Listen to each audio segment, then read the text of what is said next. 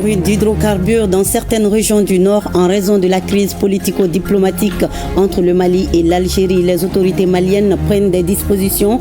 La situation se décante déjà et d'ici à quelques jours, les régions concernées seront correctement approvisionnées en carburant, rassure le ministre de l'Industrie et du Commerce.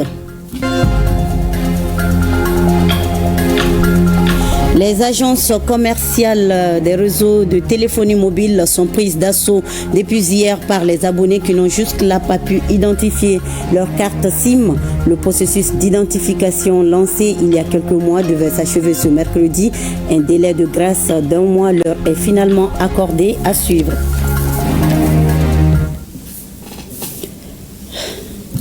Jeudi 17 avril, madame, monsieur, bonjour et soyez les bienvenus dans ce 13h.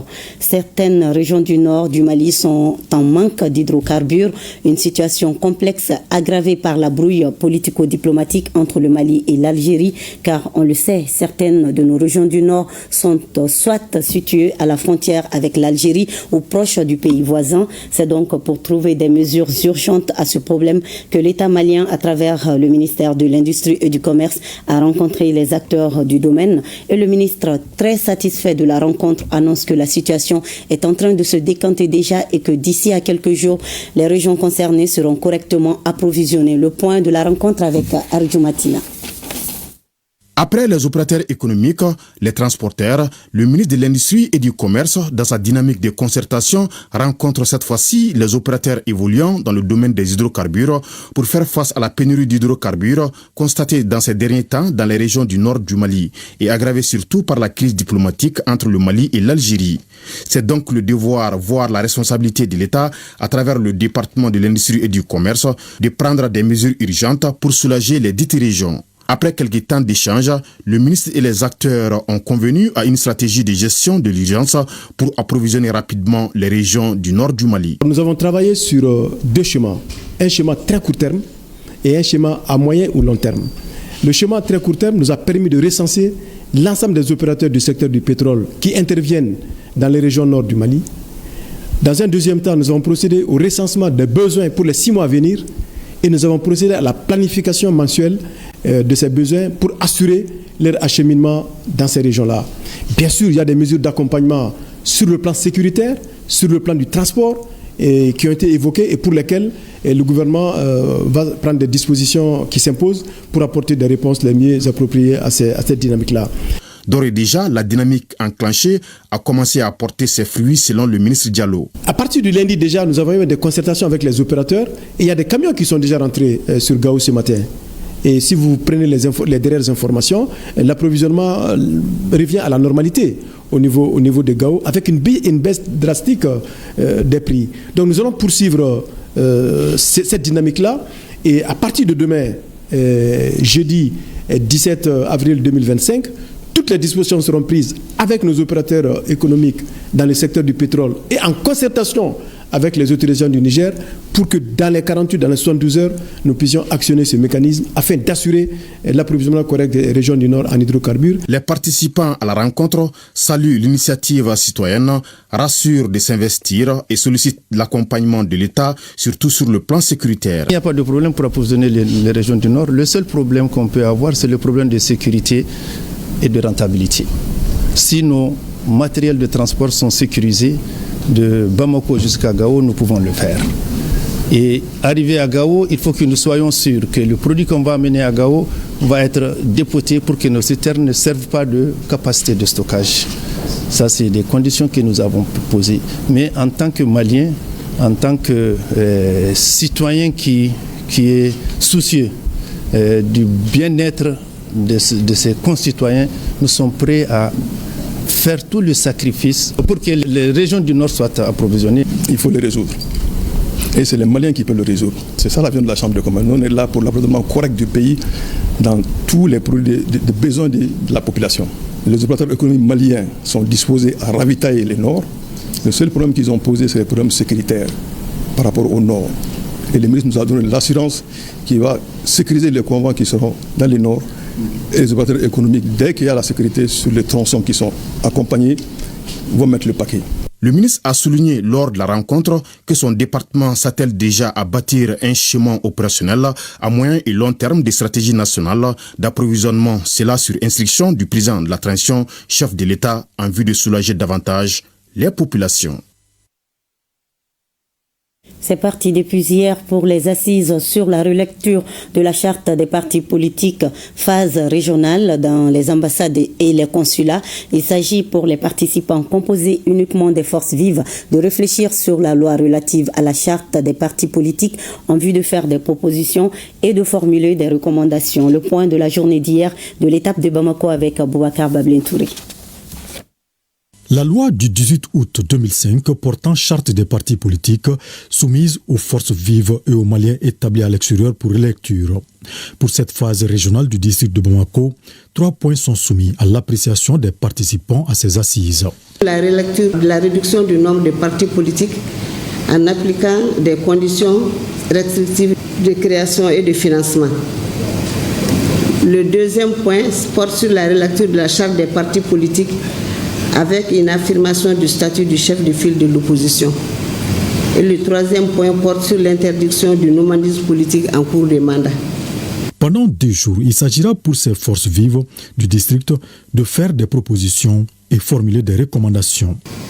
Ne doutant point de votre disponibilité à accompagner les initiatives du gouvernement, je voudrais vous inviter à plus d'assiduité et de participation et à faire des contributions de qualité afin que de nos 2 jours de travaux sortent des propositions et recommandations pertinentes pouvant faciliter la mise en œuvre efficace et efficiente des réformes politiques engagées en général et la relecture de la charte des partis politiques en particulier.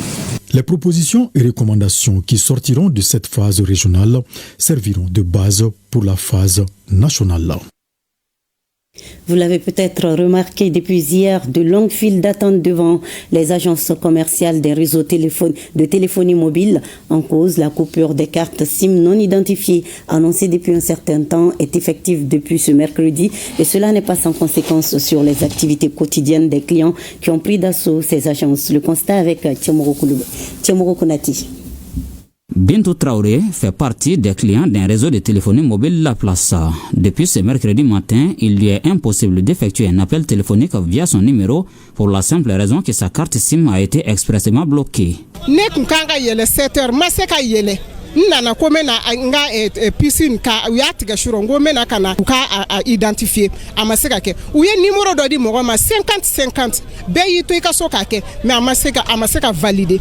Comme notre interlocutrice, ils sont nombreux les concitoyens disposant de téléphones portables à connaître le même sort à la surprise générale. Un état de fait à l'origine des attroupements monstres devant les agences commerciales des réseaux de téléphonie. Et quand j'ai dit je vais appeler quelqu'un, bon, je vois que ça ne passe pas.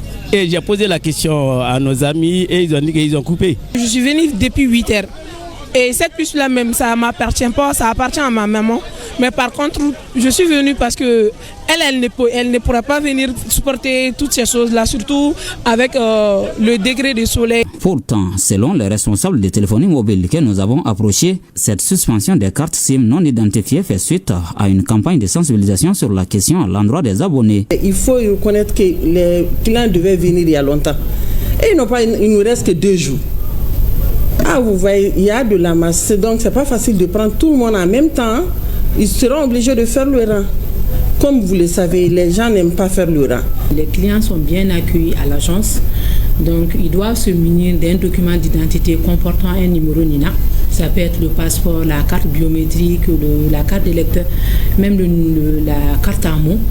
Donc ils doivent se présenter devant un commercial qui procède à leur régularisation et au rétablissement de la ligne en bon uniforme. Cela ne prend effectivement pas de temps, mais effectivement, étant donné qu'il y a une forte affluence, donc cela peut créer des débordements ou des mécontentements de la part de nos abonnés. Il s'agit là de la deuxième étape d'un processus enclenché depuis une décennie, une exigence du gouvernement visant à renforcer les mesures sécuritaires en matière de télécommunications. À défaut de pouvoir se rendre dans une agence, des solutions digitales sont développées et mises à la disposition de la clientèle. Les clients peuvent appeler le call center. On a nos agences partenaires master. On a nos points hub, c'est-à-dire nos distributeurs aussi qui le font. On a également le WhatsApp à partir duquel ils peuvent envoyer leurs documents d'identité pour régularisation. Ils peuvent également utiliser un lien qu'on a développé. Le client lui-même peut procéder à la régularisation de son numéro. Et dans les heures qui suivent, sa ligne est rétablie. Nous avons mis en place tout un dispositif d'accueil des clients. Nous avons redimensionné nos agences et nos équipes afin de prendre en charge au mieux leurs demandes. J'ajoute à cela qu'ils disposent également d'outils digitaux, dont Maxit, pour pouvoir se faire identifier ou re-identifier par un tiers lorsqu'ils sont suspendus. Les clients disposent d'un délai de grâce d'1 mois pour se faire identifier. C'est-à-dire qu'à partir du 15 mai prochain, l'extinction des cartes SIM non identifiées sera définitive et les clients seront contraints de s'approprier de nouvelles cartes SIM. Au Burkina Faso, le président de la transition, le capitaine Ibrahim Traoré, a reçu en audience le comité des chefs d'état-major généraux des armées de la Confédération des États du Sahel, AES. Ils étaient venus faire le point des conclusions de leur rencontre. Tanga Kafandou. Au président du Faso, le capitaine Ibrahim Traoré, le chef d'état-major des armées des 3 pays de l'AES, rendent compte de la mise en place de la force unifiée de l'AES, objet de leur rencontre à Ouagadougou. Nous ressortons vraiment très satisfaits et ragaillardis encore par les orientations et les directives qui ont été données par le président dans la mise en œuvre de la force unifiée de l'AES. Ça, c'est vraiment l'objet de la rencontre que nous sommes en train de tenir à Ouagadougou aussi. Pour le chef d'état-major général des armées du Mali, président du comité des chefs d'état-major de l'AES, la délégation a également rendu compte au chef de l'État de l'examen du protocole additionnel de la force de l'AES et des 2 opérations Yériko 1 et 2 menées dans la zone des 3 frontières, ainsi que des perspectives d'autres opérations. Nous sommes déterminés. La force de l'AES est en train de monter en puissance. Les terroristes changent de mode d'action quotidiennement. Et nous venons de recevoir vraiment des orientations très claires avec le président du Faso. Nous aussi, nous montons en puissance et nous nous adaptons à ce mode d'action. Et je puis dire que vraiment la victoire est au bout, au profit des forces de l'AES. En marge de la rencontre de Ouagadougou des chefs d'état-major généraux de l'AES, les chefs d'état-major de l'armée de l'air de la Confédération sont réunis à Bamako, au Mali, pour mutualiser les moyens à mesure de défendre l'espace AES. Travaux du recueil annuel des attentes, des besoins et des problèmes des populations par le Conseil économique, social, environnemental et culturel. À Taoudéni, notre correspondant Foussein Samake nous rapporte que la rencontre a regroupé les différents acteurs du développement de la région, et à Tombouctou, supervisée par une délégation du Conseil économique, social, environnemental et culturel, la cérémonie a enregistré la présence du directeur du cabinet du gouverneur ainsi que des représentants des services techniques de l'État et des organisations de la société civile, nous dit Saloum Konati. Conformément à l'article 165 de la Constitution du Mali, cette délégation du Conseil économique, social, environnemental et culturel a rencontré l'ensemble des acteurs sociaux et les responsables des services techniques de la région de Tombouctou. Les travaux ont consisté à évoquer les besoins de la région dans tous les secteurs du développement. La suite de ces recommandations, ce serait de prioriser ce qui est plus urgent, et c'est aux décideurs surtout de voir réellement ce qu'ils peuvent, dans les domaines où il faut intervenir, surtout quand il y a des financements par rapport à un secteur bien connu. C'est à travers le recueil qu'on pourra savoir là où il faut intervenir. Au regard de l'importance de l'exercice, les acteurs ont fait un diagnostic sans complément des besoins de la région en faveur d'un développement harmonieux de la région. Nous venons nous rendre compte que c'est un exercice essentiel pour permettre à ces mêmes conseils économiques d'avoir les préoccupations les plus essentielles des communautés à la base afin de saisir le gouvernement pour que l'année qui va suivre puisse être mise à profit en vue de chercher les solutions que cette même rencontre a proposées aux différentes difficultés qui se posent ici au niveau de la région de Tombouctou. Le chef de mission a rappelé que le recueil annuel des attentes, des besoins et les problèmes est un outil capital qui inspire l'élaboration et la planification des politiques publiques, avant de préciser que ce rapport final sera remis aux plus hautes autorités. Cette rencontre entre les représentants du Conseil économique, social, environnemental et culturel et les acteurs du développement de la région de Taoudéni se veut un cadre d'échange sur les besoins, les attentes et les problèmes de la société civile. Ces priorités de la population sont relatives à l'économie, la sécurité, l'environnement et l'assainissement. Le but, c'est de venir à la source, recueillir les besoins, les attentes et les préoccupations de la population, surtout voir les avancées par rapport à l'année précédente. On va voir qu'il y a eu quelle avancée et on biffe les avancées. Les encours, on les maintient, ensuite on reformule les nouvelles préoccupations. Ces problèmes posés et ces propositions de solutions s'inscrivent en droite ligne de l'élaboration d'un rapport annuel des besoins de Taoudéni qui sont, entre autres, l'insuffisance des points d'eau dans les zones de pâturage, la dégradation de la couverture végétale, les retours de l'administration et de l'école. Je me réjouis donc de la tenue de cet espace d'échange avec la mission du Conseil économique et social et qui a permis aux forces vives de la région de Taoudéni de soulever leurs préoccupations, leurs attentes. Globalement, nous avons constaté qu'il y a une nette amélioration des activités donc au niveau de la région de Taoudéni. Au sortir de ces échanges, les populations de la région de Taoudéni espèrent une prise en compte de leurs préoccupations pour l'amélioration du cadre de vie des populations. À la situation entre le Mali et l'Algérie, les femmes de la commune du Mandé, à travers une déclaration, expriment leur indignation et aussi toute leur solidarité aux autorités et aux forces armées. Je vous propose un extrait de la déclaration lue par la présidente de la Fédération des associations des femmes de la commune du Mandé, Doumbia Fatmata Diané, des propos recueillis par nos envoyés spéciaux dans la commune du Mandé, Soumaou Aïdara et Oumarka Traoré. Il s'agit d'un meeting de protestation contre l'attitude peu courtoise de l'Algérie qui a bombardé le drone des FAMA. Normalement, les femmes du Mandé devaient répondre présents à ces rendez-vous. À notre niveau ici, les femmes du Mandé dénoncent avec véhémence cette agression barbare de l'Algérie, qui doit d'ailleurs tout au Mali, sur le drone des FAMA. Vous n'êtes pas sans savoir que nous, femmes, sommes les principales victimes de ces terreaux. Imaginez concevoir une grossesse pendant le temps qu'il faut, éduquer l'enfant et l'envoyer dans l'armée et le voir mourir lâchement. Et plus qu'absurde, c'est pourquoi nous, femmes du Mandé, condamnons avec la dernière rigueur cet attentat du drone du Mali. Place au sport avec le Tour cycliste international du Mali. Les délégations étaient au centre pour sportifs d'élite Ousmane Traoré de Kabala hier pour profiter d'un jour de repos qui leur a été accordé après 3 étapes parcourues. Un repos nécessaire pour entamer la 4e étape qui se déroule au moment où je vous parle là. Elle concerne le trajet Bamako-Fana sur une distance de 119 km. Famrou Dioté et Aboubakar Traoré pour le reportage. Ce mercredi, le 11e Tour cycliste international du Mali a bénéficié d'un jour de repos avant la 4e étape prévue ce jeudi. Ce moment de pause est essentiel pour les athlètes, leur permettant de récupérer et de se préparer mentalement et physiquement. Les 3 premiers jours sont très difficiles avec la chaleur et voilà, on restait 4 jours pour le Tour.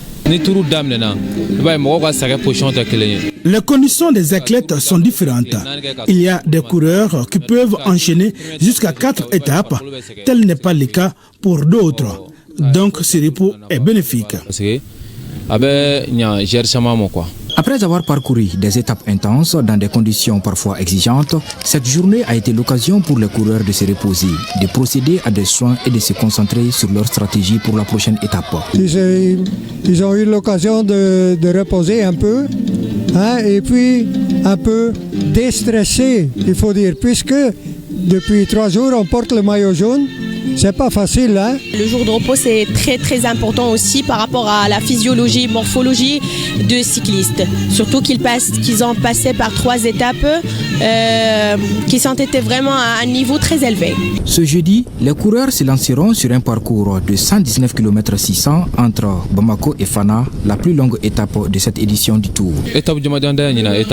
Il y a une grande différence entre le Tour précédent et cette année. Lors du Tour précédent, il y avait une étape de 160 km. Le parcours est fort, c'est-à-dire il est comme une compétition classique. Il n'y avait pas vraiment de route, donc de montagne et quelque chose comme ça. C'est vraiment une compétition qui passe rapide, à la moyenne de 30 jusqu'à 40, jusqu'à 45 km par heure. Donc c'est trop fort. Donc je pense même les 119 km va être la même chose. Les cyclistes ont pu profiter de divers programmes de récupération, des exercices, des massages et des discussions avec leurs entraîneurs pour peaufiner leur tactique. Dans la matinée, ils ont fait 1 heure sur la piste là-bas, doucement. Et puis après, moi je suis thérapeute. J'ai fait des massages, ils ont reposé, ils ont dormi un peu. C'est un jour facile. On a roulé 1 heure sur la piste ici. Il reste tranquille tous les jours. La 4e étape promet d'être un véritable défi pour les coureurs. Un trajet qui exige une grande résistance. Entre Bamako et Fana, il y a toutes sortes de spécialités. Chaque coureur aura son mot à dire durant le trajet Bamako-Fana. Ce jour de repos a été un moment clé pour la préparation des cyclistes avant d'affronter l'étape Bamako-Fana. Les attentes sont élevées pour cette étape qui pourrait bien s'avérer décisive dans le classement général du Tour, dominé par le Belge Bjorn De Decker après les 3 premières étapes. Et en ce jour de repos du 11e Tour cycliste international du Mali au centre pour sportifs d'élite Ousmane Traoré de Kabala, la Fédération malienne de cyclisme a organisé une réception en l'honneur des délégations. Cet événement qui s'est déroulé dans un cadre convivial et chaleureux a permis aux cyclistes, encadreurs et officiels de se détendre après plusieurs jours d'efforts et de compétition intense. Retrouvons Famrou Djourté et Abouakar Traoré.